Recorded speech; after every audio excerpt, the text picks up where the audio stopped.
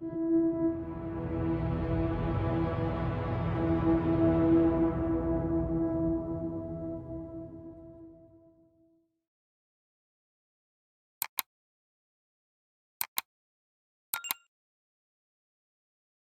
evening, all, and thank you for tuning in to tonight's story. If you enjoy it, please remember to subscribe and like the video so we can continue bringing you more horror stories. Now, without further ado, take a deep breath and relax as we take a journey through the night. The first time I heard about the tunnels, I was 6 years old. My older brother James whispered it to me the night before my own offering, the night I would be sent down. Every child in our town went through it. A tradition, they called it. James had gone 2 years before me. He never spoke about it after. "They live under us," he had whispered that night, his voice barely audible over the rustling wind outside our window. "You won't see them at first, but you'll hear them. The clicking, the breathing." He had gripped my wrist, his fingers ice cold. "And whatever you do, Alice, don't..." A knock at the door had cut him off. Our parents stood in the hallway, their faces pale, drawn. My mother had smiled, but it was wrong. Forced. "Time for bed, sweetheart. Big day tomorrow." That night I didn't sleep. The entrance to the tunnels was beneath the old church. The whole town gathered, their faces blank as the priest led me forward, his hands heavy on my shoulders. No one cried. No one tried to stop it. Even my parents just stood there, silent, their hands clasped together so tightly their knuckles went white. I remember looking back at James one last time. He wouldn't meet my eyes. The priest unlatched the iron door, and a wave of damp, rotting air rolled up from the darkness below. The tunnel yawned open, black as ink, the stone steps vanishing into the abyss. They gave me nothing. No flashlight, no matches, only the clothes on my back. Then they shut the door behind me. The dark swallowed everything. At first I just stood there, my breath too loud in the suffocating silence.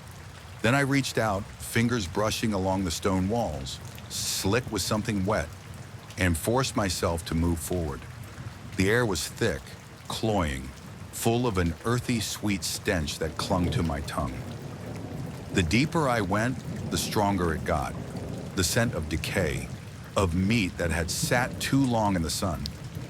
Then I heard it, a soft, rhythmic clicking. It echoed from somewhere ahead, bouncing off the stone walls. Sharp, deliberate, like the tapping of nails against glass. Tap, tap, tap. I pressed myself against the wall, swallowing a whimper. It was coming closer. A wet inhale, a slow, labored breath. Then from the blackness ahead, a second breath. I wasn't alone. I squeezed my eyes shut, biting my lips so hard I tasted blood. James had tried to warn me, "Don't move, don't breathe, don't let them know you're here." Something shifted in the darkness ahead, a scrape, like flesh dragging against stone. Then a whisper, dry and brittle, like dead leaves rustling in the wind. "Alice." It knew my name. They always knew your name. I don't know how long I stood there. Time didn't feel real in the tunnels. The darkness pressed in from all sides, thick and hungry, swallowing everything. Then I felt it. Something soft, wet, probing brushed against my cheek. I choked on a gasp and bolted, stumbling blindly through the tunnel. My hands hit something sticky, webbed as I ran, pulling away. The tunnels twisted, endless, the air vibrating with inhuman whispers. They were close now. I could hear the scuttling of limbs, the scraping of fingers against the walls. Then the ground vanished beneath me. I tumbled down a slope of damp earth, rolling to a stop in something soft and warm. I reached out, fingers sinking into spongy, pulsing flesh. I wasn't on the ground anymore.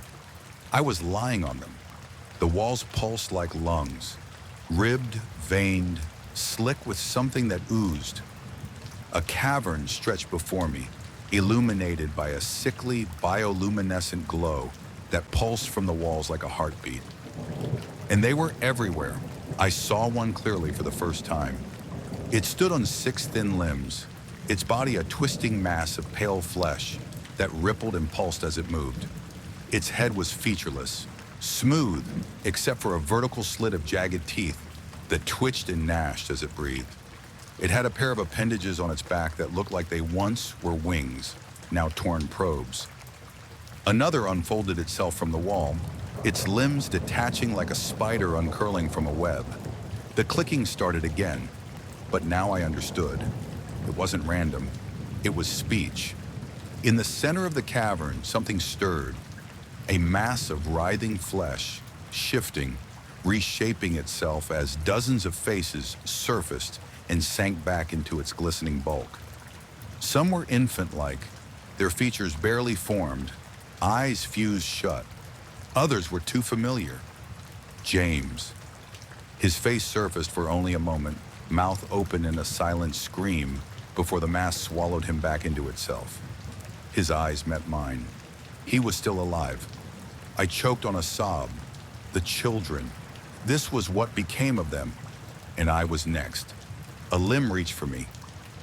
I ran, crashing through flesh-webbed tunnels, my own heartbeat drowning out the whispers behind me. I didn't stop. I didn't look back. The iron door was ahead, cracked open just an inch. A mistake. Someone had left it unlocked. I threw myself against it, clawing at the edges. My fingers met cold air. Hands grabbed my ankles. I screamed, kicking wildly, the grip tightening, nails slicing into my skin. But then, light, blinding, searing. Hands pulled me up, yanking me out of the blackness. I hit the ground, gasping, my hands gripping dirt and grass and real air. The priest slammed the door shut behind me, his face expressionless as he slid the bolts into place. I looked around. The town stood in silence. My parents, my neighbors, James, they were all staring. But something was wrong. James was still standing at the back of the crowd. His face was still. His arms hung flat against his body. I turned slowly. The priest was watching me, his lips curling into a disgusted smirk. "Welcome back, Alice," he murmured. I turned to my parents. My mother's hands were still clasped together. My father's jaw was clenched so tightly it looked like his teeth might crack. But neither of them moved to embrace me. Neither of them showed relief that I had returned. I had survived. Why did it feel like I wasn't supposed to?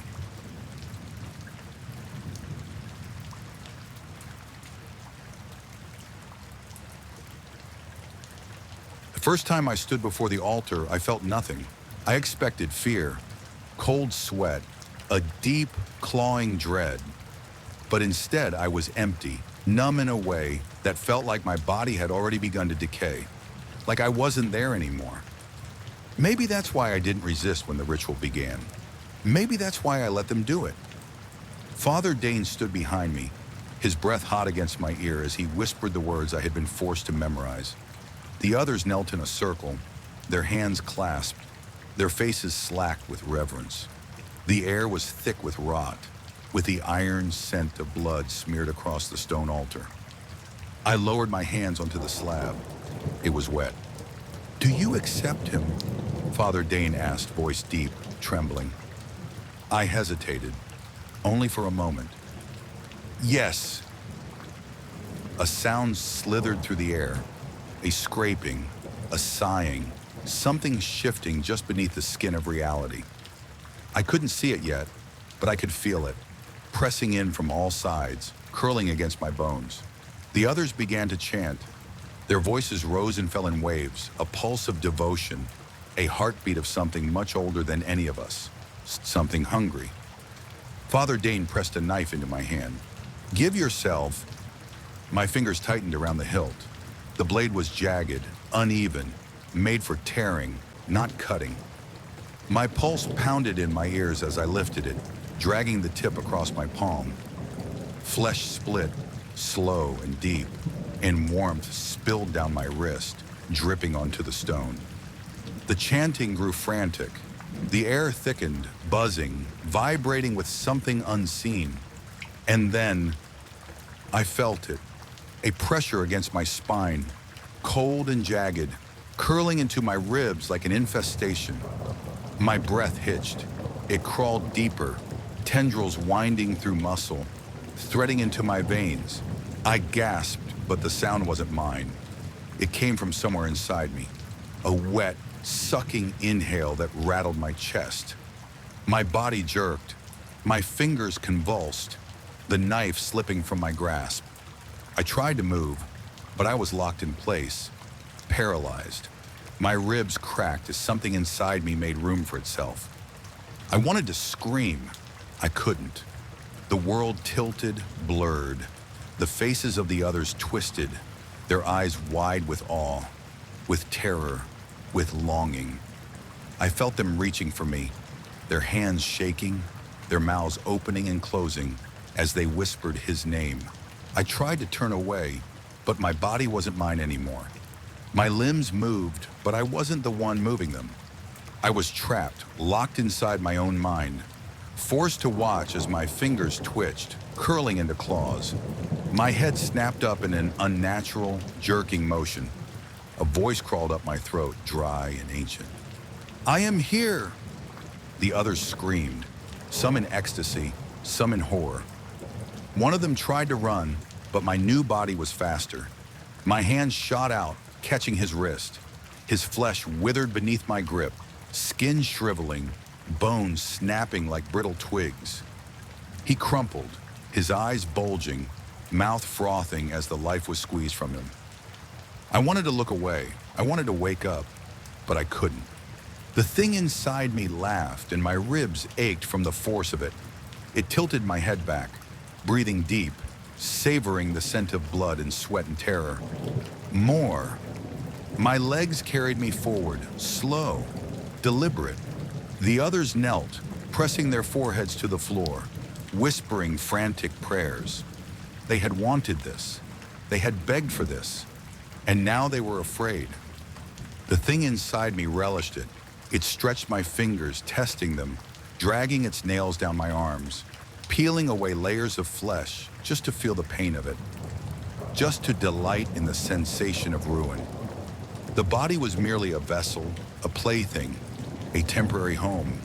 It didn't matter if it broke. My mind recoiled, thrashing against the prison of my own flesh. But the more I fought, the deeper it rooted itself, sinking its teeth into my thoughts, its claws into my soul. It wanted to stay, and I was fading. I could feel it, my edges dissolving, my consciousness unraveling like frayed thread, my memory slipping away piece by piece, my name, my voice, myself. I was being consumed. "Please," I begged. I didn't know if I spoke aloud or if I just thought it. It didn't matter. The thing inside me grinned. There is no I anymore. And then it let go. Just for a moment, I collapsed, gasping, my hands scraping against the blood-slick stone. My vision swam. My body was mine again, weak, trembling, hollowed out. But I could still feel it, lingering just beneath the surface, waiting, watching. The others approached, cautious, reverent. Their eyes shone with something sick and holy. Father Dane knelt before me, pressing his forehead to the ground. "You have been chosen." I wanted to tell them it was a mistake, that I wasn't me anymore, that I could still feel it writhing inside me, whispering its hunger into my thoughts. But my lips wouldn't move. My voice was gone. I stared at my hands. They weren't mine anymore. Then slowly, they moved. I didn't tell them to.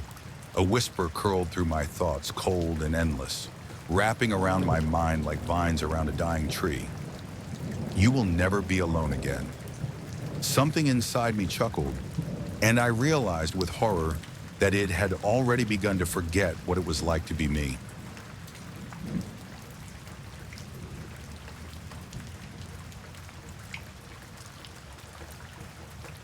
The first thing Daniel noticed when he woke up was the smell.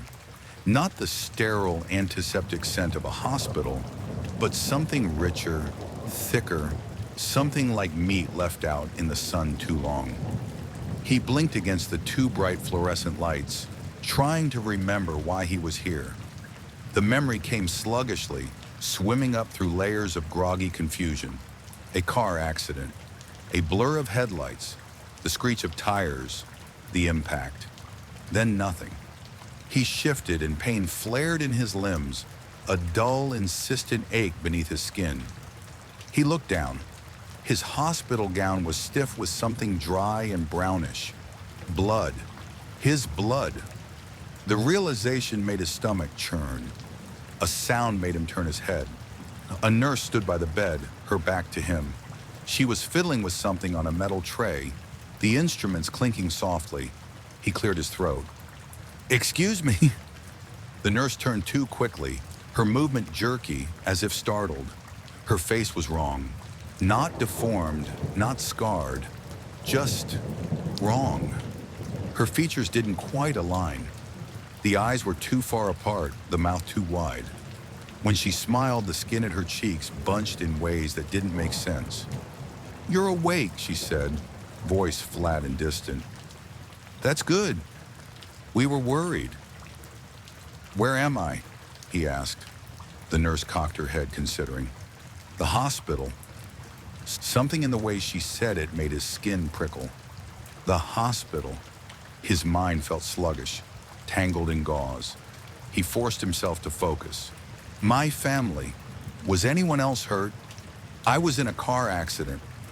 The nurse nodded as if she understood, but her face remained unsettlingly blank. "It's being handled. You just need to rest." She stepped closer, and he could smell her now. That same thick, cloying scent that filled the room. It came off her in waves, a terrible, organic stench, like something rotting from the inside. His stomach lurched. "I think I need a doctor." "Of course," she said. "I'll get one." She left without another word, moving with an odd, liquid grace. Daniel exhaled and looked down at himself again. His arms were bruised, his legs sore, but nothing felt broken. He tried to sit up and froze. His skin felt wrong, too tight, too dry, as if it didn't belong to him. His fingers trembled as he touched his forearm. The texture was off, not soft, not firm, just different. A noise made him turn his head. The doctor had arrived. The man was tall, his face lean and sharp, his lab coat immaculate. But there was something off about him, too. His eyes were the wrong shade. Not brown, not blue, not green. A color that had no name, shifting slightly when Daniel tried to focus on it. "Good to see you're awake," the doctor said, his voice oddly warm. "How are you feeling?" Daniel hesitated. He wanted to tell him something was wrong, that his body didn't feel like his own, but the words lodged in his throat. "Tired," he managed instead. The doctor smiled, teeth too white, too even. "That's normal. You went through quite a lot. Your recovery is going well." "Recovery from what?" Daniel asked. "What did you do to me?" The doctor's smile didn't waver. "Just what was necessary." Daniel's pulse quickened. "I want to see my chart." "Oh, I'm afraid we don't do that here."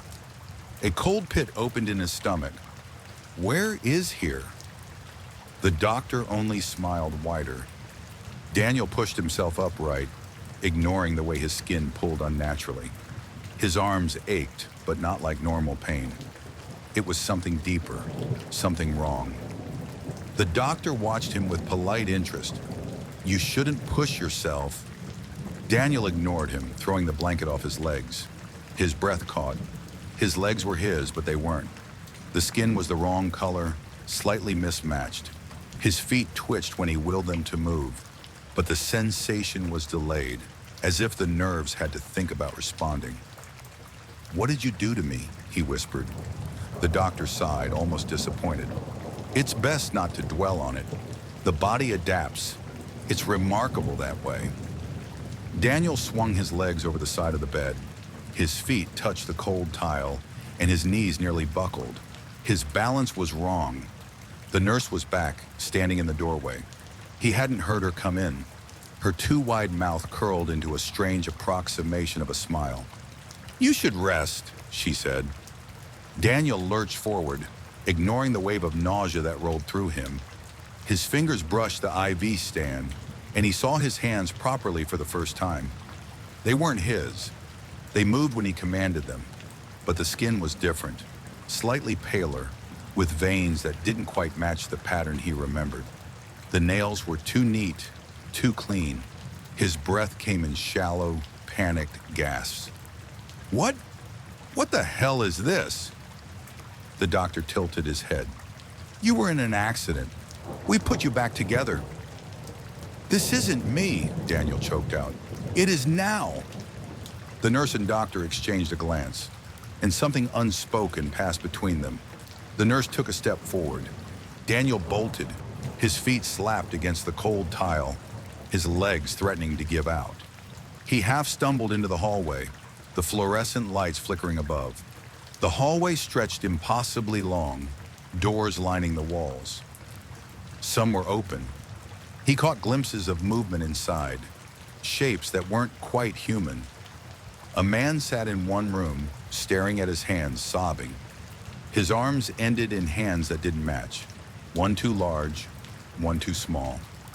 A woman in another room peeled at the skin of her face, her features sloughing away like wax. Something loomed at the far end of the hallway. Not a person, not anything that should exist. It turned its head toward him, and though it had no eyes, he knew it saw him. Behind him, the doctor's voice rang out. "You'll get used to it." Daniel ran.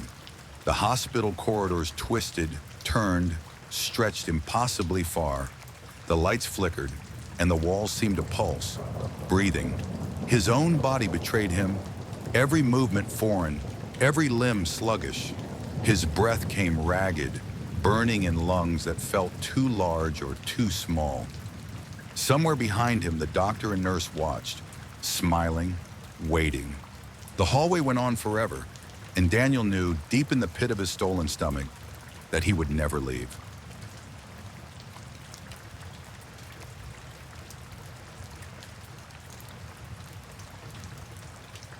The first time the Scarecrow went missing, Old Man Delaney chalked it up to the wind. The second time, he started to worry. By the third time, he knew something was watching his farm.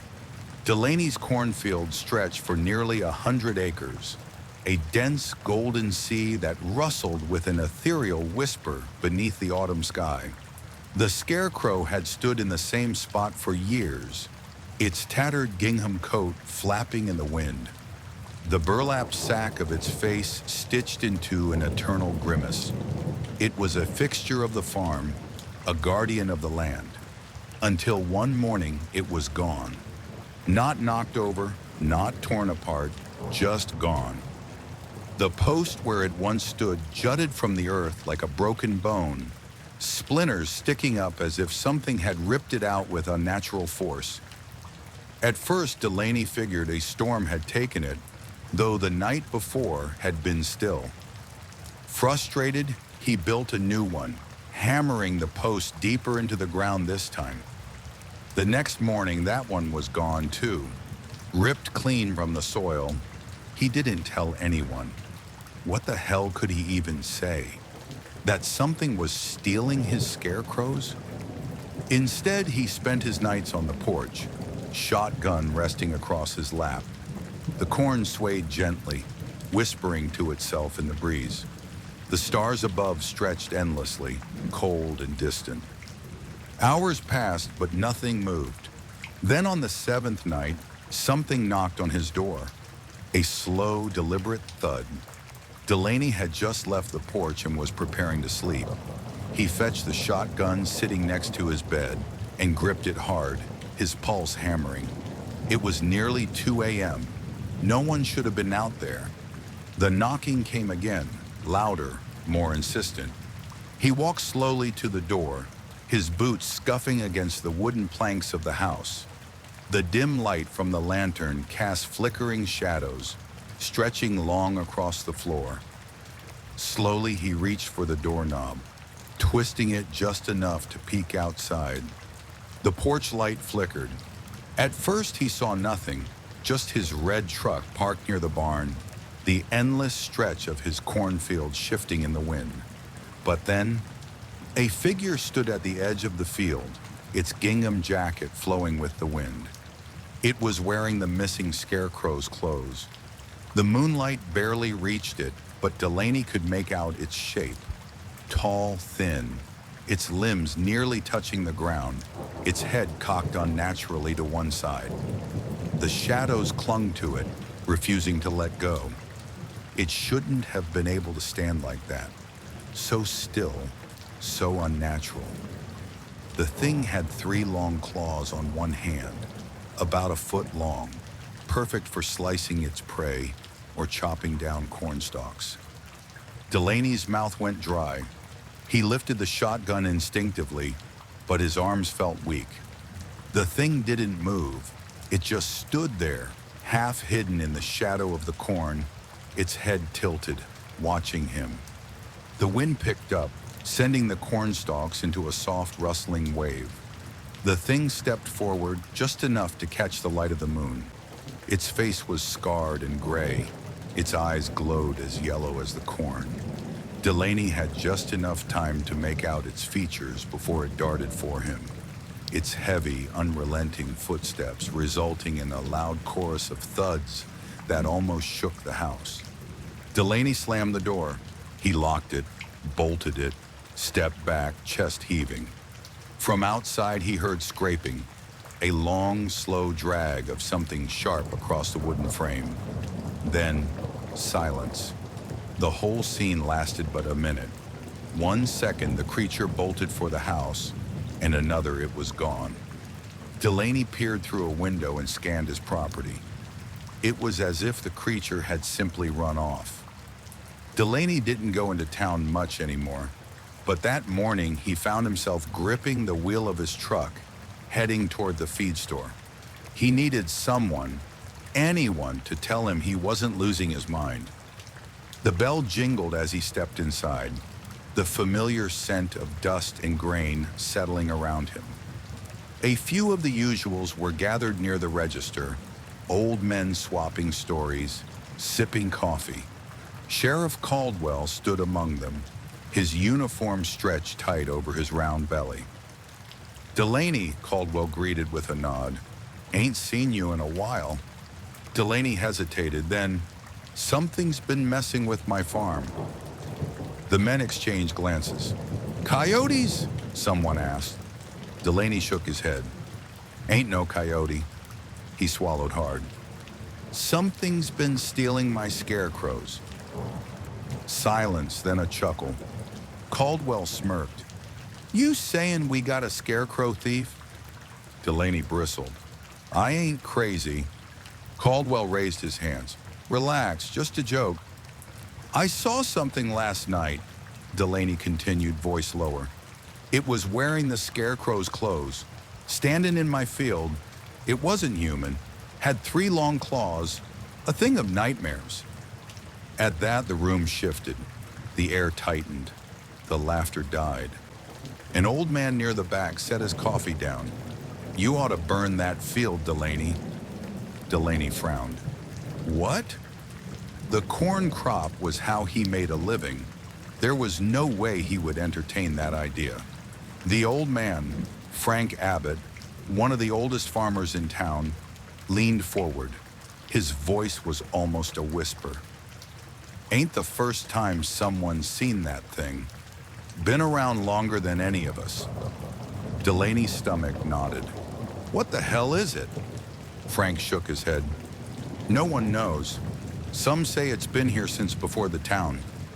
Only comes when the harvest is bad, an omen." Frank's words echoed in Delaney's head. Delaney didn't believe in legends, but he had seen something. Caldwell sighed, rubbing his temple. "Look, Delaney, I'll drive out there tonight. Take a look myself." Delaney nodded. He should have felt relief, but something inside him whispered, "Too late." That night, Caldwell parked his cruiser near the barn, stepping out with a flashlight in hand. "All right," he muttered. "Let's see what's got Delaney all spooked."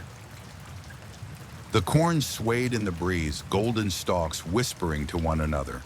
The air smelled of damp earth. He clicked on the flashlight, sweeping the beam over the field. "Nothing," he sighed.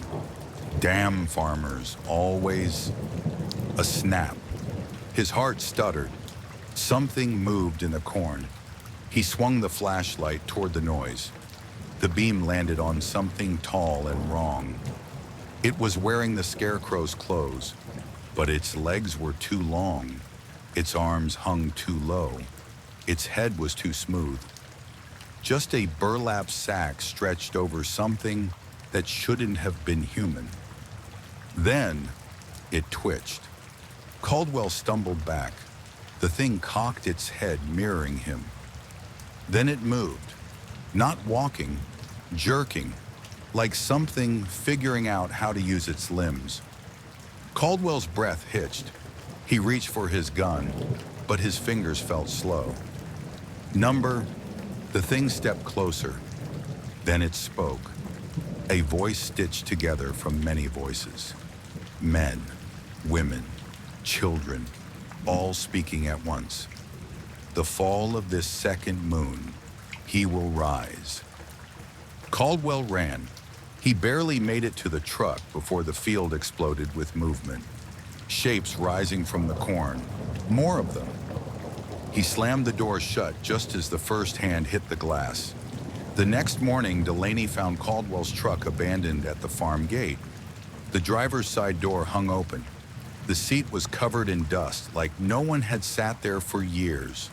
No blood, no signs of struggle, just gone. Delaney swallowed hard. Then he turned to the field. The Scarecrows were back, standing perfectly still in the morning fog.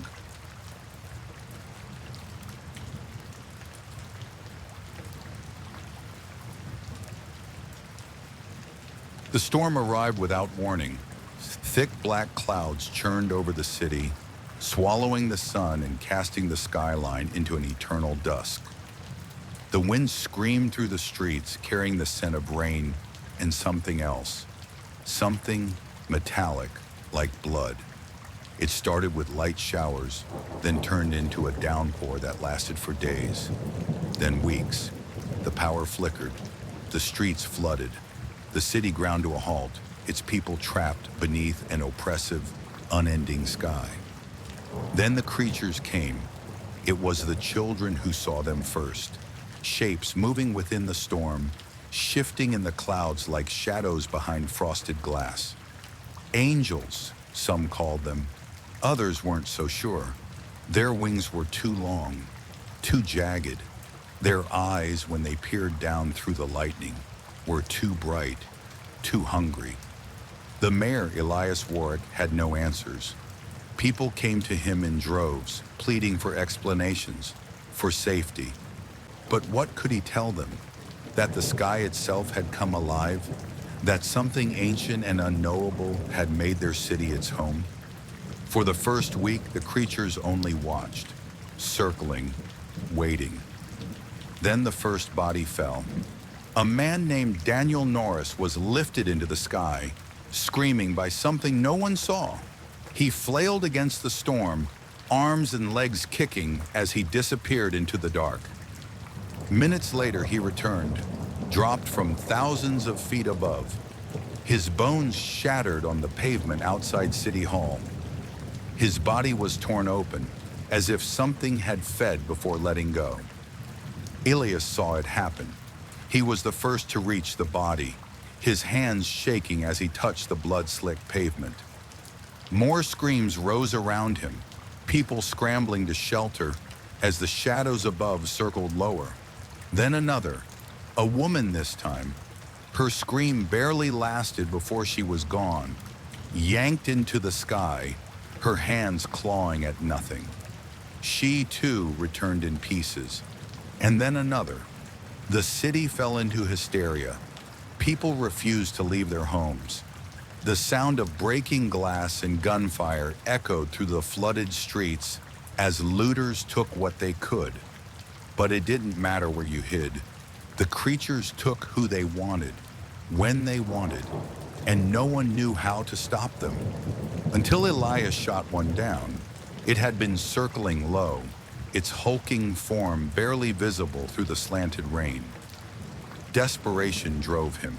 His rifle cracked through the storm, and the creature shrieked, a sound like metal scraping against bone. It fell, its body twisting violently as it tumbled through the air, crashing onto a car with a sickening crunch. Silence.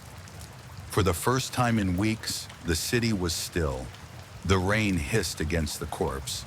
Its wings, leathery, skeletal, too many joints bending in too many places, twitched feebly. Its glowing eyes flickered, then dimmed. Black blood oozed down its torso, pooling in the cracks of the pavement. People gathered, staring in stunned horror. The thing was real, killable. A shudder of hope rippled through the crowd. Then the sky roared. The creatures, once distant, once patient, moved all at once. A storm of wings and talons. They dove into the streets, lifting people, dozens at a time. The screams were deafening. Men, women, children, it didn't matter. The creatures ripped into them midair, their enormous jaws clamping down, severing limbs before letting the remains fall like rain. The buildings ran red with blood. The streets became a slaughterhouse. Elias could do nothing. He ran, pushed through the chaos, his mind blank with terror. This was his fault. His people looked to him for protection, and he had damned them all. The city emptied. Those who weren't taken fled, but there was nowhere to go. The storm stretched beyond the city limits, swallowing highways, cutting off all escape. The creatures hunted relentlessly, one by one, until only Elias remained. For days he hid in the ruins of City Hall. The radio was static, his phone dead. The streets, once filled with thousands, lay eerily silent beneath the rain.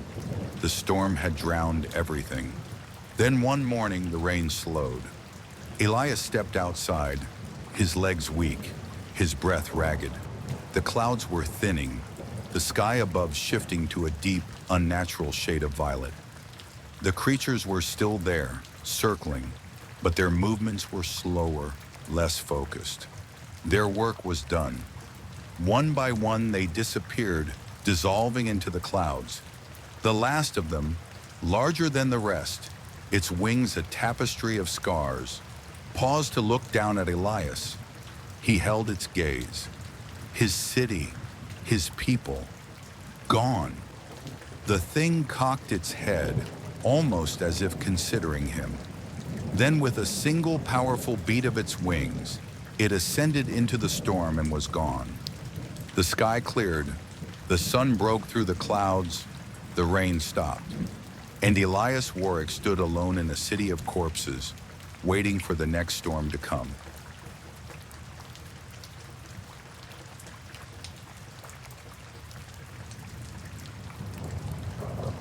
The first blooms came early that spring. Kayla noticed them on her morning walk, just beyond the old wooden fence that separated the town from the woods. They grew in thick clusters, their petals pale and delicate. At first, she thought they were some kind of fungus, maybe a mutation brought on by the factory runoff from the next town over. Then she saw the veins. Thin, spidery red lines webbed through the petals, pulsing faintly as if something alive coursed through them. Kayla knelt, hesitant, reaching out a finger. The petal was warm, not like a flower, like flesh. She jerked her hand back. "What the hell?" she whispered. She stood quickly, backing away from the strange blossoms. She had seen her share of weird plants, growing up so close to the forest, but nothing like this. It wasn't just the way they looked, it was the way they seemed to be breathing, pulsating, their soft surfaces rising and falling in time with the wind. Kayla turned on her heel and walked quickly back to town. Bullshit! I swear, Kayla insisted, leaning across the diner table. They felt warm, like skin, like something alive. Her friend Nate rolled his eyes and took another bite of his burger. You probably just touched a weird mushroom. There's all kinds of freaky crap in those woods. Lisa, sitting across from them, shuddered. I don't know. That sounds gross. Maybe you should report it to someone. Kayla sighed, stirring her coffee. Who am I supposed to tell? Hey, I found a bunch of flowers that look like flayed skin. The sheriff already thinks I make up half the shit I say. Nate snorted. Maybe because you do. Kayla shot him a glare. Whatever, come see for yourself if you don't believe me. Lisa made a face but agreed to tag along. Nate, ever the skeptic, wiped his hands on a napkin and grinned. Fine, let's go see these flesh flowers. They returned to the fence just as the sun dipped below the horizon, staining the sky with purples and deep oranges. The air smelled fresh, damp from the afternoon rain, and the wind carried the scent of earth and something sickly sweet. Kayla pointed. See? The flowers had spread. What has been a few clusters that morning now stretched across the forest floor in thick, undulating patches. The petals swayed, curling toward them as if sensing their presence. Some of them opened. Lisa gagged.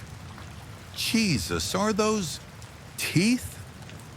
Kayla stepped closer. Nestled in the center of some blooms were rows of tiny, needle-like teeth. Others had dark, wet openings that pulsed like throats trying to swallow. Nate's face twisted in disgust. Okay, that's fucked. Kayla crouched, grabbing a stick, and poked at one of the larger blossoms. It shuddered, releasing a breathy sigh. A clear, viscous fluid leaked from its center. Lisa turned and vomited into the grass. Kayla dropped the stick. This isn't normal. No shit, Nate muttered. We need to go. But Kayla couldn't move. Something was beneath the flowers, pushing up against the soil. A shape, vaguely humanoid, shifting just under the surface. Her stomach lurched. Then the whispering started.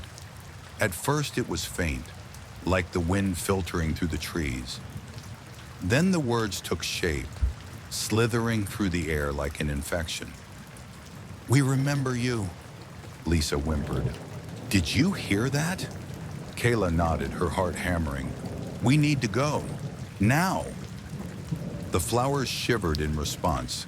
The thing beneath the soil pressed upward, and for a split second, Kayla saw it. A glimpse of a face, its eyes wide and unseeing, its mouth moving in silent, pleading agony before the blossoms swallowed it again. She turned and ran. They didn't stop until they were back at town, panting and shaking. Lisa wiped at her mouth, still pale from vomiting. We can't just leave that there. What do you want us to do? Nate snapped. Call the cops? Tell them there's a field of living meat flowers whispering at us? Kayla swallowed hard. We go back. We burn it. Lisa stared at her. Are you insane? Nate hesitated. Number? She's right. That night, armed with cans of gasoline and a bundle of matches, they returned to the woods. The flowers had spread further, creeping toward the fence like a living tide. The air was thick with that sickly sweet scent. Kayla didn't hesitate. She popped the cap off the gas can and began pouring, the liquid soaking into the grotesque petals. The blossoms shuddered violently, some letting out thin, keening wails. Lisa whimpered, "Hurry!" Nate struck a match. The fire caught fast, racing along the flowers in a burst of orange and black smoke.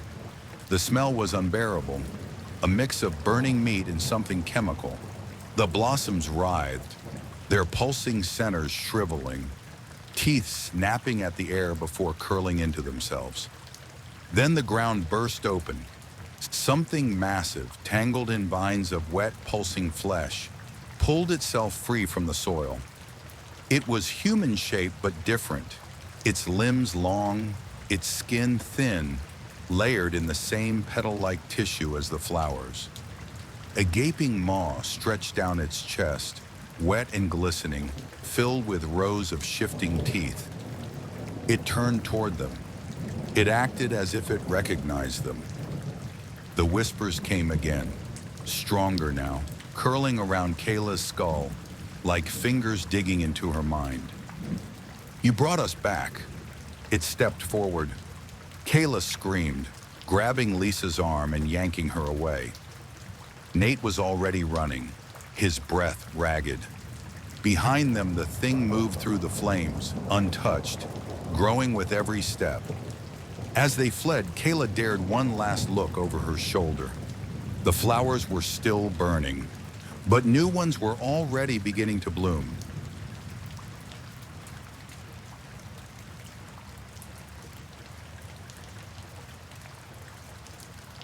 The USS Blackwater had been submerged for 6 weeks when the first man lost his mind. Lieutenant Harris was a quiet man, steady-handed and dependable, but something in his eyes had changed. At first, it was a simple thing. He paused too long before answering a question, stared too deeply at the metal walls, as if he were listening to them breathe. Then he started talking to someone who wasn't there. "Who are you looking at, Harris?" Commander Ellison had asked one evening in the mess hall. Harris didn't answer right away. His fork hung in the air, trembling, eyes fixed on the empty seat across from him. "She's saying we're already dead," he murmured. The others turned. The seat was empty. "She?" Ellison pressed. Harris blinked slowly, then shook his head. "Never mind." By the next morning, Harris had carved his own eyes out with a maintenance screwdriver. The Blackwater was running deep-sea surveillance near the Mariana Trench. It was a classified mission. Even the crew didn't know the specifics. They followed orders. Remain submerged, avoid detection, listen. But listen for what? The pressure was brutal. The walls groaned under its weight. The metal, though reinforced, seemed to shift. Small, imperceptible movements. Some men swore they could feel it, like the submarine itself was breathing, swelling and contracting in time with their own heartbeats. Then came the dreams. At first they were normal, a mixture of memories and nonsense. But soon they became identical.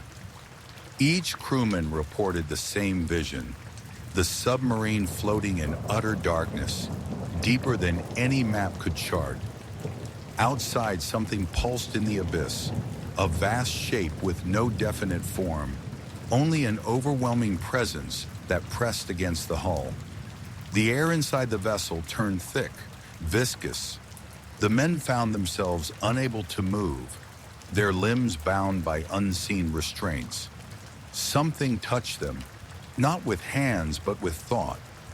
It slithered inside their minds, unwinding their memories like tangled string, whispering truths in voices that smelled of rotting meat. Then they would wake, and the shadows would seem darker than before. One by one, they began to change. Harris was only the first. Next was Petty Officer McAllister. He started to mutter under his breath, though not in English. The words were liquid, curling unnaturally around his tongue. His skin took on a grayish pallor, and the veins beneath it seemed darker, more pronounced. The others avoided him, but in a space so confined, there was no true escape. Hell, they still had Lieutenant Harris's body in storage. Anytime they needing something out of storage, The team would go in with their eyes trained on the floor, careful not to look at the poor man in his mangled face. Blood had pooled beneath him, and a few had stepped in it, resulting in red footprints staining the floor. The air filtration system recycled every breath they exhaled. The water purification system churned endlessly, redistributing every drop of sweat and saliva. They were trapped, sharing each other's tainted essence. One night during dinner, McAllister's teeth loosened. He spat them out into his palm one by one, examining them with detached curiosity. They were wrong. Too long, too sharp, like the teeth of some deep-sea thing that had never known light.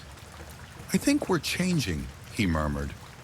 Then in a sudden movement, McAllister jumped on the table, knife in hand, and began sawing at his tongue. His gargled scream echoed throughout the submarine. Then in a swift motion, his tongue fell out of his mouth and onto the top of the table. The man stood and stared for a moment, his crewmates in shock, unable to move or breathe. Then he let out one more primal scream before slitting his own throat. Another body. Soon it was happening to all of them. Ellison tried to keep order, but how does one maintain control when reality itself is shifting? He would look at his men and see their features distort, eyes too far apart, jaws unhinging wider than should be possible. They whispered to each other in languages he couldn't comprehend. The walls pulsed. The metal dripped, slick and organic. He reached out to touch it once, and it was warm. A heartbeat throbbed within. "Sir?" A voice called to him from behind. He turned. It was Lieutenant Beckett, or what used to be Beckett.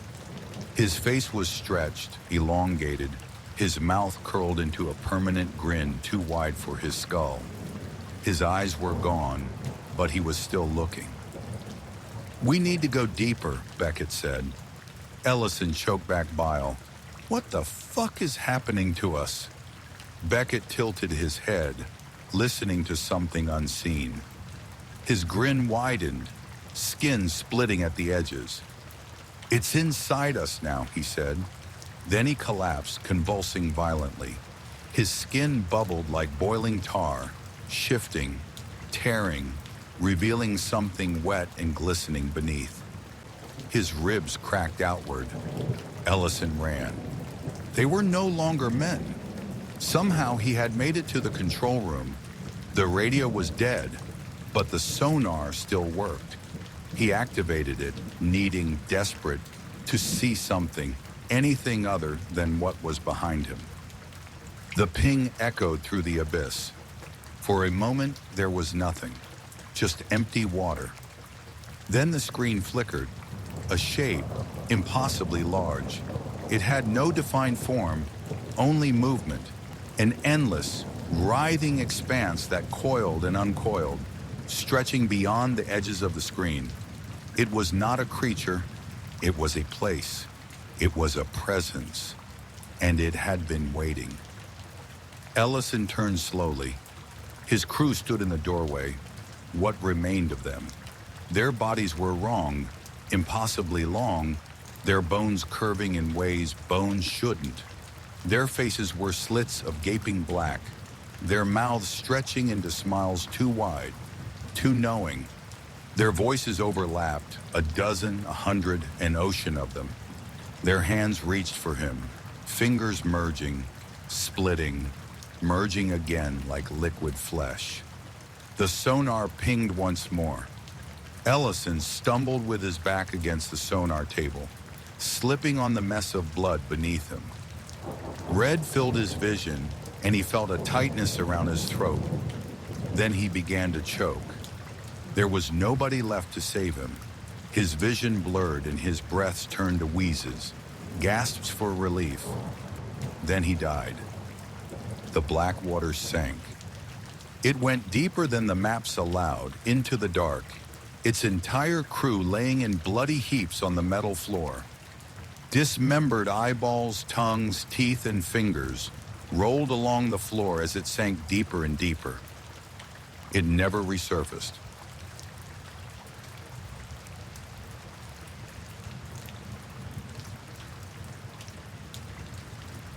The room smelled of stale coffee and disinfectant, a thin veneer over something older and harder to wash away.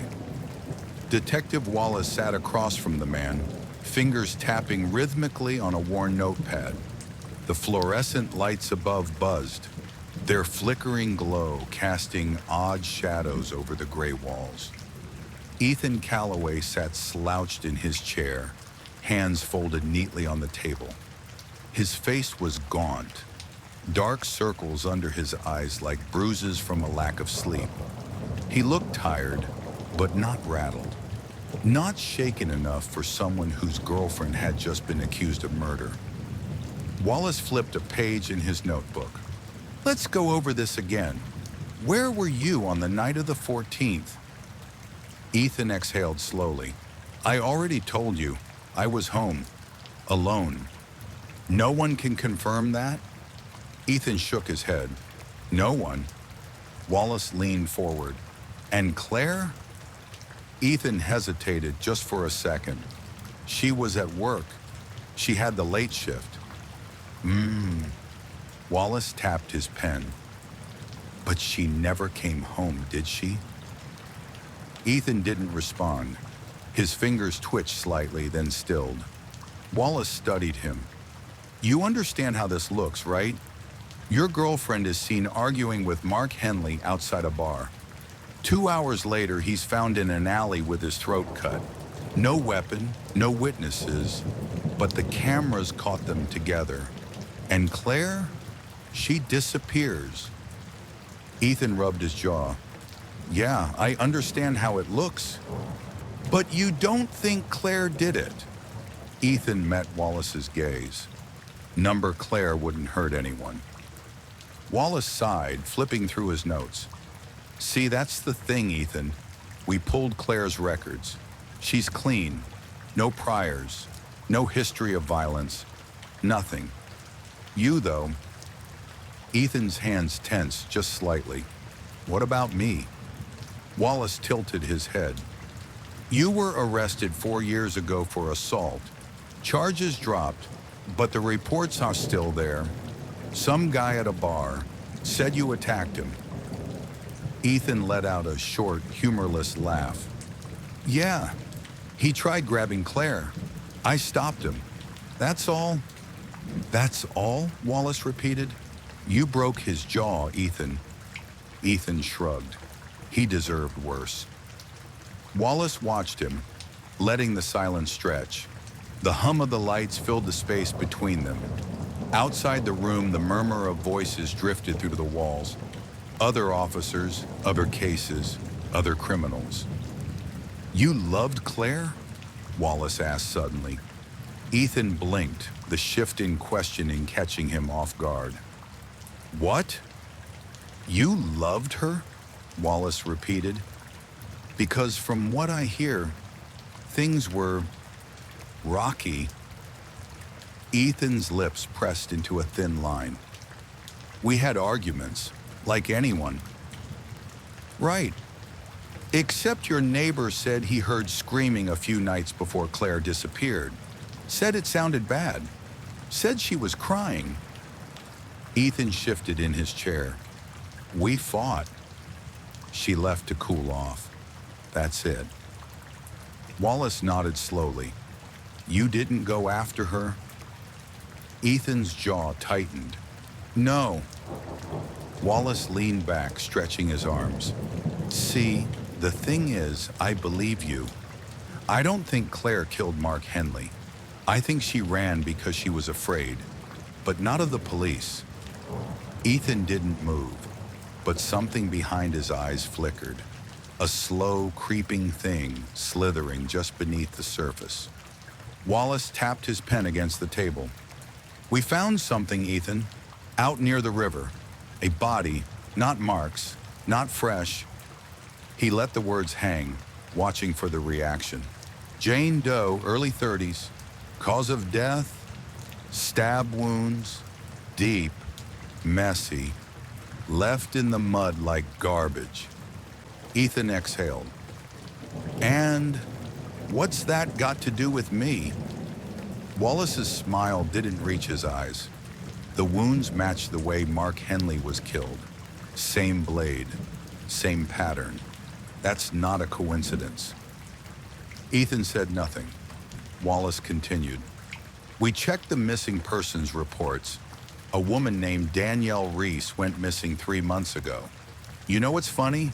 She worked at the same bar where Claire was that night. The same bar you used to frequent. And the cameras. They caught you there too. Ethan's fingers drummed softly on the table. So what? I go to bars, lots of people do. Lots of people do, Wallace agreed, but not all of them leave bodies in the mud. Silence. Wallace leaned forward, lowering his voice.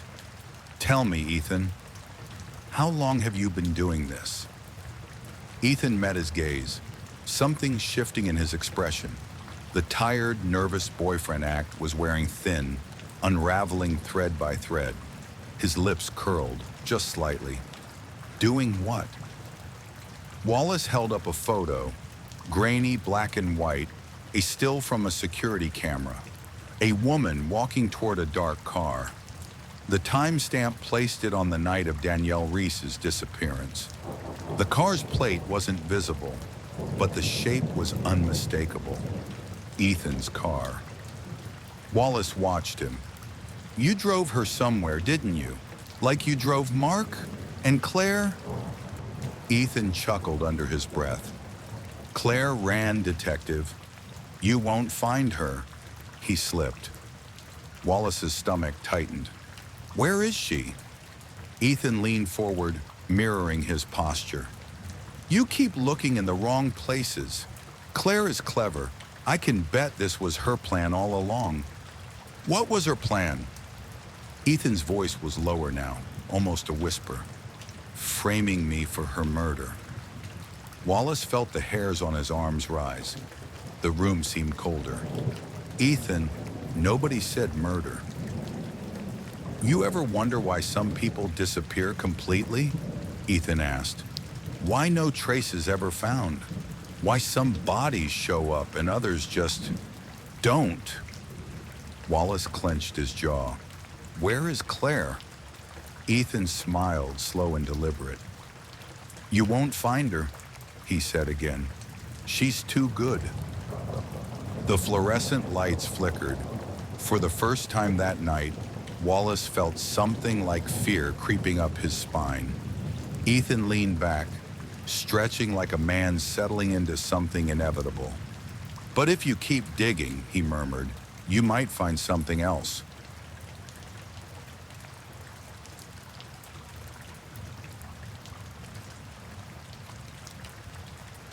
The house sat alone at the end of Briarwood Lane, forgotten by time, swallowed by ivy and shadows. Its windows were dead eyes gazing blankly into the night. The air smelled of damp earth and musk. Detective Eliza Merrow hesitated at the threshold. The front door had been left ajar, revealing only a sliver of darkness beyond. She pulled her coat tighter against the autumn chill, forcing herself to step inside.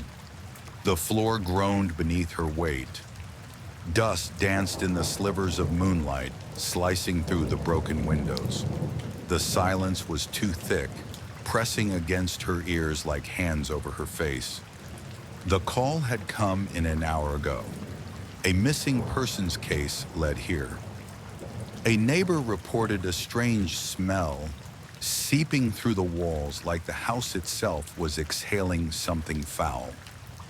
Eliza stepped forward, her gloved fingers brushing against the peeling wallpaper.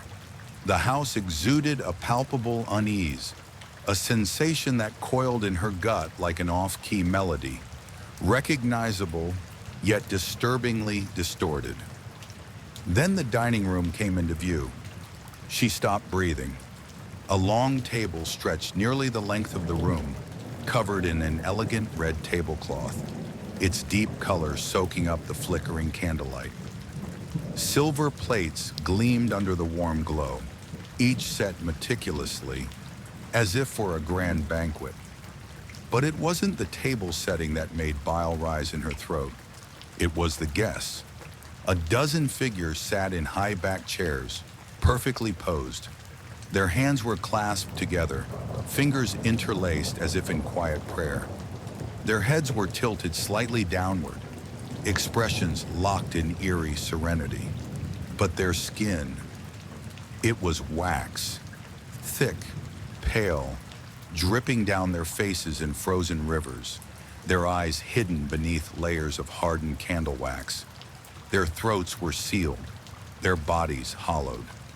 Where their stomachs should have been, there was only emptiness, filled with melted wax. Eliza's stomach churned violently. The stench of burning fat clung to the air, thick and nauseating. It was as if the victims had been transformed into human candelabras. Their own bodies used to light the feast. Her breath came in shallow gasps. She forced herself to move closer, remembering to cling to her training in times such as these.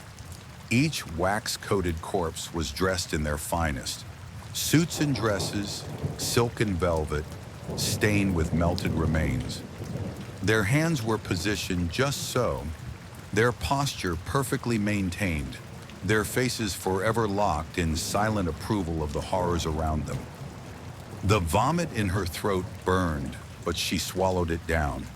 Her trembling fingers reached for the nearest victim, the woman in the emerald dress. She touched the hardened wax at the corner of her lips. The texture was smooth, solid, until she pressed slightly. The lips cracked. A wet sound followed as the wax splintered, revealing the horror beneath. The woman's mouth wasn't empty. It was stuffed full of something unrecognizable at first. Something dark, twisted, folded upon itself. Then realization struck. Meat. Chunks of raw meat were wedged into her mouth and fused together by the wax. The candlelight flickered over the exposed horror, revealing strands of hair tangled within. Human hair. The feast wasn't just for show. It had been real. A sound broke the silence. A slow, deliberate clap. Eliza spun, drawing her weapon, her breath coming in frantic bursts. The shadows at the far end of the dining room shifted, and from them, a figure emerged. A man dressed in an old-fashioned suit stepped forward, the candlelight playing tricks on the edges of his face. His features were sharp and clear, like porcelain. His eyes gleamed with amusement. His lips curled into a knowing smile. "Detective Marrow," he purred, his voice rich and silken. "How wonderful of you to join us." Eliza's grip tightened around her gun. "Hands where I can see them." The man exhaled a soft chuckle, raising his hands lazily. "Oh, detective, there's no need for that. You're interrupting a most sacred ritual." Eliza's stomach twisted. "You did this." His name was William Murray. Eliza remembered interviewing him shortly after people started going missing, but he had a solid alibi, or so she thought. She had him in her hands but let him go. Could his victims have survived if she dug deeper into his alibi? Maybe.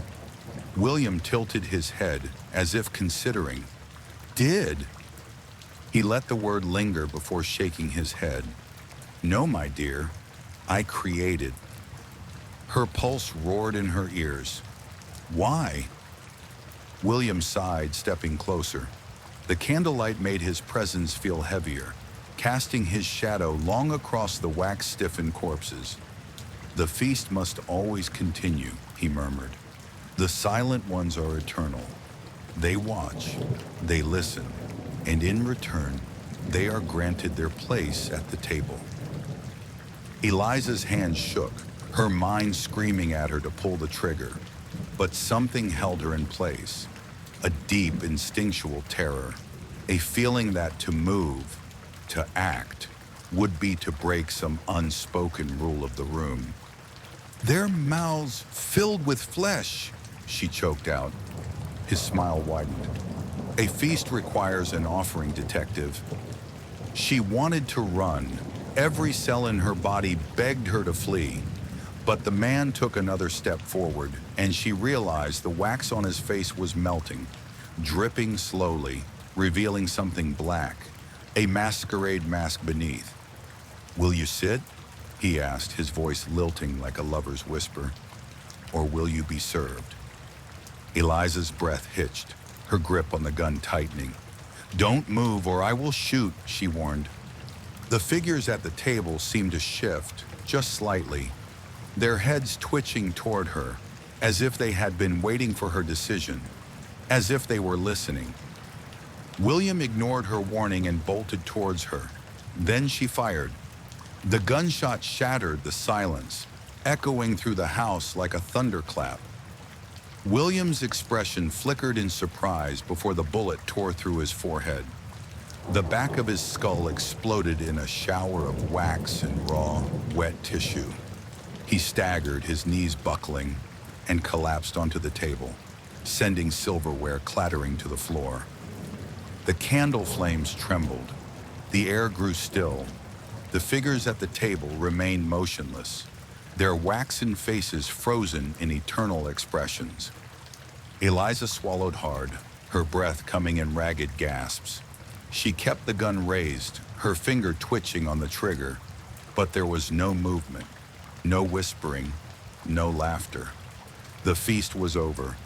Turning on her heel, she rushed from the house, her footsteps pounding against the rotting wood. The night air hit her like a slap, the cold slicing through her sweat-soaked clothes. She didn't stop running until she reached her car, hands fumbling for the radio. "This is Detective Marrow," she gasped. "Briarwood Lane. I need backup. Now!" As the sirens wailed in the distance, she allowed herself one last look at the house. The windows remained dark, the front door yawning open like a mouth. The feast had ended, and she had no intention of ever letting it begin again.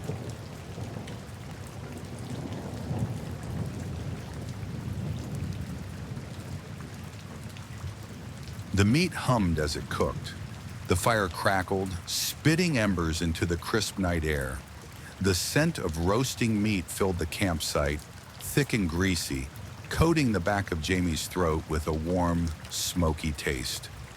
He swallowed hard, shivering against the chill, pulling his hoodie tighter around his body. "Smells good," Olivia muttered, teeth chattering, her breath visible in the cool mountain air. She sat cross-legged near the fire, rubbing her arms. "What did you bring anyway? I don't remember packing anything like this." "Me neither," Chris said, poking at the sizzling meat with a long stick.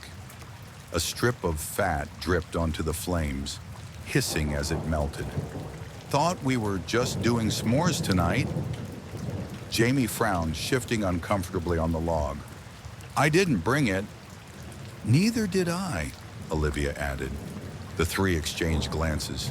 Chris laughed nervously.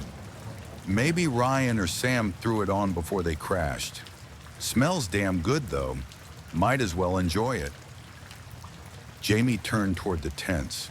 Ryan and Sam had gone to bed an hour ago, exhausted from the long hike up the mountain. Their tent flaps were closed, motionless in the dim firelight. "They're out cold," Olivia murmured. "They'd have said something if they brought food." Chris shrugged. "Maybe some other campers left it?" Like a gift. Trail magic. Jamie's stomach twisted.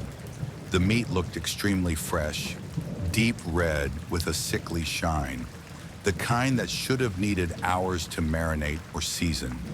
But it had been cooking when they noticed it, sizzling perfectly over the flames, as if someone had just stepped away from the fire moments before. He stood up. "I'm gonna wake Ryan. This is weird. Dude, it's fine, Chris groaned. You're always so paranoid. Just eat and relax. Jamie ignored him, stepping carefully toward the tents. He unzipped Ryan and Sam's tent, leaning inside. Empty. His heart skipped. He pulled back the sleeping bags. Nothing. Guys, he called. His voice rang loud in the quiet forest. What? Olivia turned, setting her marshmallow stick down. Ryan and Sam aren't here. Chris snorted. Maybe they went to take a leak? Jamie swallowed hard, stepping back. The woods loomed around them, dark and endless. A terrible silence pressed in, broken only by the crackling fire and the distant rustling of leaves. Then a noise, a low, wet sound, like something heavy dragging through the dirt. Did you hear that? Olivia whispered. Jamie's pulse pounded. The dragging noise grew closer, accompanied by another sound, labored breathing, a wet, gurgling inhale. Then a figure emerged. A shadow staggered into the firelight, hunched and trembling.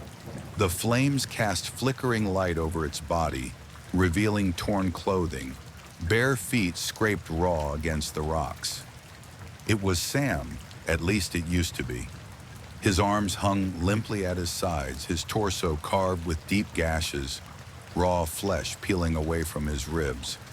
His face was slack, eyes rolled back, mouth hanging open in a silent scream. His stomach had been torn apart, intestines dragging behind him, trailing a thick, dark smear across the forest floor. "Oh my God!" Olivia gasped, scrambling back. "Sam!" Sam took another step forward, then collapsed to his knees. His breath tightened, body convulsing. A deep, guttural sound escaped his throat, something between a sob and a growl. Then he looked up. His lips twitched, his jaw unhinged, and a thick, bloody garble bubbled out. "You ate it!" he rasped. Jamie's stomach dropped. "What?"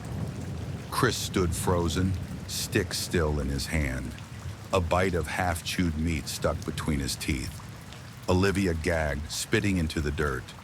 Sam coughed, blood flecking his lips. "You ate it! Ryan, you ate!" He choked, body convulsing. His breath rattled. Then he slumped forward, motionless. Silence. Jamie took a shaking step backward. No, this has to be..." Then they heard it, a laugh, low, breathy, coming from the trees. Chris turned toward the sound, dropping his stick. Who's there?" A figure stepped forward, emerging from the dark. Tall, gaunt, barefoot, mud-caked toes sinking into the earth. Its clothes were patchwork, stitched together from different fabrics, some pieces dark with old blood. Its face was obscured by a veil. No, not a veil. A face. A human face stretched and fastened over its skull. The edges crusted with dried gore. The thing tilted its head, watching them. A breath hitched in its throat. Then another laugh. "Still hungry?" it whispered. "Was Sam not enough for you?" Jamie stumbled back, trying not to vomit, and grabbed Olivia's wrist. "We need to go, now." Chris stood frozen, staring at the creature. "What the fuck is that?" The thing took a step forward. "You like it?" It giggled. "I worked extra hard on it." Then, without warning, it lunged. Chris barely had time to scream before the figure tackled him, driving a jagged hunting knife into his stomach. The blade twisted, flesh parting with a wet squelch. Chris's body spasmed as blood bubbled up his throat. The thing repeatedly stabbed Chris, every thrust spraying blood until it was completely covered with it. Jamie grabbed Olivia, yanking her toward the trees. "Run!" They bolted into the forest, branches whipping past their faces. Behind them, the fire flickered, casting long shadows as the thing let out a wild, shrieking laugh. "You didn't get your bellies full, did you?" it yelled. Jamie didn't look back. He didn't need to. The sound of footsteps pounding against the dirt told him it was coming.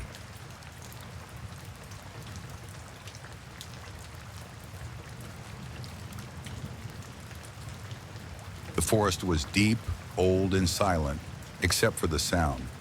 It started faint, just loud enough to hear if one really focused on it.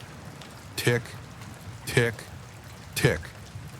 Isaac Carter had been hiking alone for 3 days. His girlfriend Sarah took a trip to see her parents, and he decided to go hiking. Stress from work had taken a toll on him, to the point where nightmares kept him thrashing about at night, unable to get any sleep. In the span of 5 days, he had gotten maybe 7 hours of sleep. It was his supervisor who actually suggested the trip away. Isaac was having a fantastic time. He'd owe his supervisor a beer when he got back. He accepted. He enjoyed the solitude, the quiet retreat from the constant noise of the city. Out here, there was only the wind through the trees, the crunch of soil under his boots, and the rhythmic pull of his breath. But now there was something else, something unnatural that tore him away from the bliss he got while walking in the woods. A distraction, tick, tick, tick. At first it was a distant sound, almost like a clock hidden in the underbrush. He assumed it was an insect or a branch dripping water from the storm last night, but it persisted, always just far enough away that he couldn't quite pinpoint the source. He decided to ignore it. He wouldn't let such a small thing ruin his trip. He only had a handful of days to enjoy it before going back to the concrete jungle after all. By the second day, the noise was closer, louder. Tick, tick, tick. Isaac tried to ignore it, telling himself it was just his mind playing tricks on him, but the sound was deliberate, mechanical. And worse, it only happened when he stopped moving. On the third morning, Isaac awoke in his tent to complete silence. The birds, which usually greeted the dawn with their chaotic chorus, were gone. Even the wind had stilled, leaving the air dense and humid. He unzipped the tent flap and stepped into the cool shade of the forest. Everything was untouched. His food bag still hung from a nearby tree, untouched by scavengers. And yet, tick, tick, tick. The sound was right behind him. Isaac spun, heart hammering against his ribs. There was nothing but the trees, their thick trunks stretching upward like pillars to some unseen cathedral.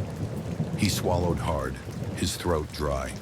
His hands trembled as he reached for his canteen, taking a slow sip to steady himself. He forced a laugh. Jesus, I need to sleep. Then he heard it again, closer. Tick, tick, tick. Isaac stumbled backward, eyes darting between the trees. A bead of sweat trickled down his temple.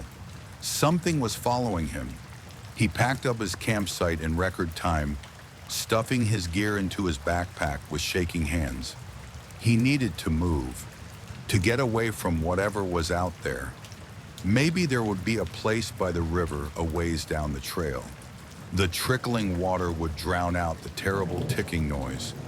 The day wore on, the sun shifting through the trees, dappling the ground with golden light. Isaac hiked faster than usual, driven by an increasing sense of unease. The deeper he went into the forest, the more he noticed something was wrong. Not only should he have reached the river by now, but there were no animal sounds, no rustling of squirrels, no distant cry of birds. The silence stretched between the trees, suffocating, and every time he paused to drink, adjust his pack, or catch his breath. Tick, tick, tick. The sound was right behind him. Isaac broke into a run. His breath came in sharp bursts as he barreled through the undergrowth, branches whipping against his arms and legs.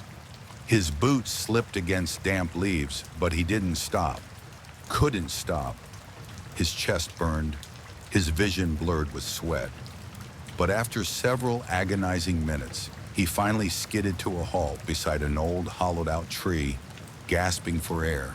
He listened, straining to hear past the pounding of his own heart. Silence.